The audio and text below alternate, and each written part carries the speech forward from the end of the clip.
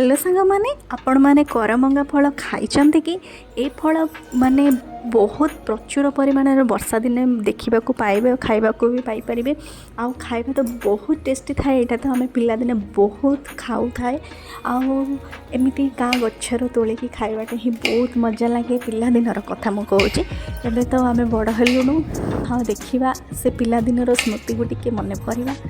तो चलतु आज वीडियोटा हूँ करमंगा काटिकी आम केमती टेस्टी टेस्टी खाइबा देखो।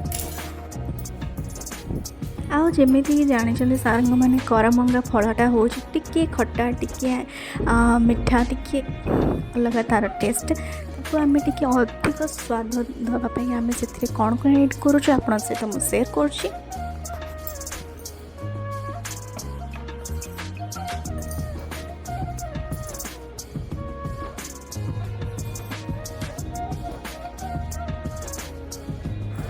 आर स्वाद को आउ टिके बढ़ेवा को हेले आम एड करुचु कला लुण और लंका गुंड खाइबे देखिए बहुत टेस्ट लगे। आपण मैंने थरे एमती ट्राए करूँ आपण मानकर गाँ जगह सहर मानक ए फल मिले कि नहीं मत कमेंट माध्यम जनातु।